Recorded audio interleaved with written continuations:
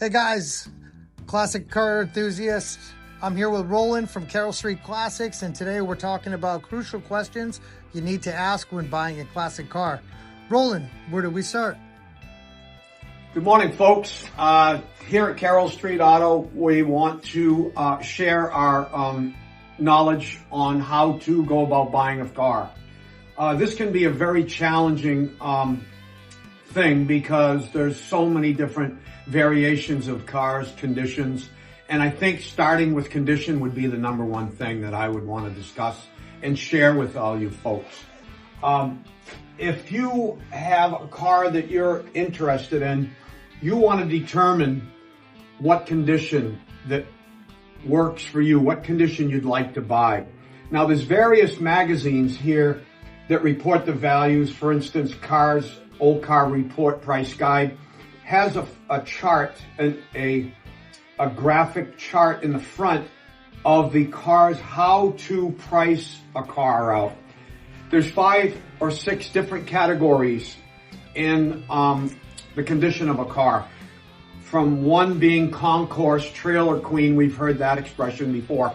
Too nice to drive. A lot of people just buy these and they sit them in their warehouse. Through 6, which is a parts car, something that needs full restoration that's probably not restorable. So that's like a major project, right?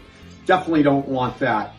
Most of the cars fall into the category of number 2 condition, number 3. Now, number 2 is a fully restored cars with very few imperfections, and it's all restored to highest quality standards or very high quality standards.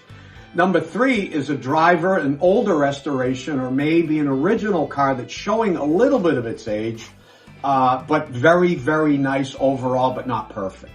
So those are the 2 categories where most of the people fall into that category. They want to buy it, they want to drive it, they don't want it too nice, they don't want it too worn out looking.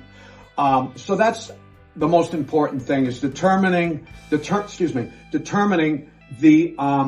condition of what you want. Now, how do you do that? What's the most important thing you really want to verify on these cars? There's a lot of things to it.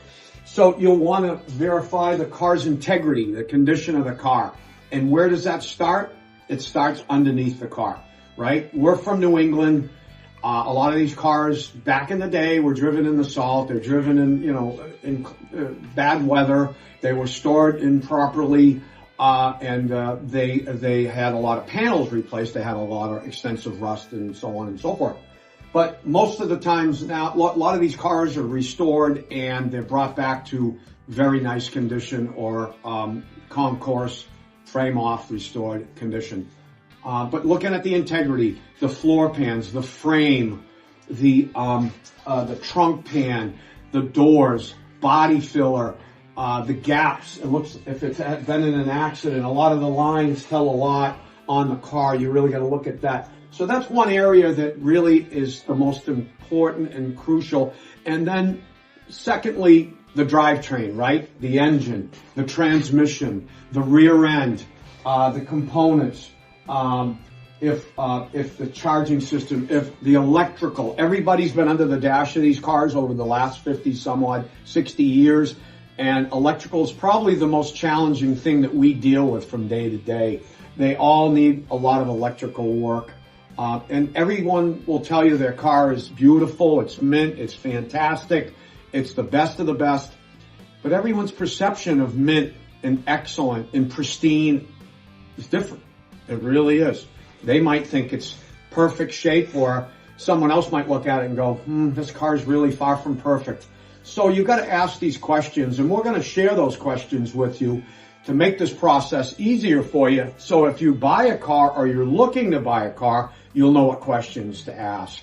So that's one of our short video presentations of the actual condition of the car, where you want to look, the important key factors, and then we'll go over those factors in detail shortly. But thanks for watching that video on our first presentation.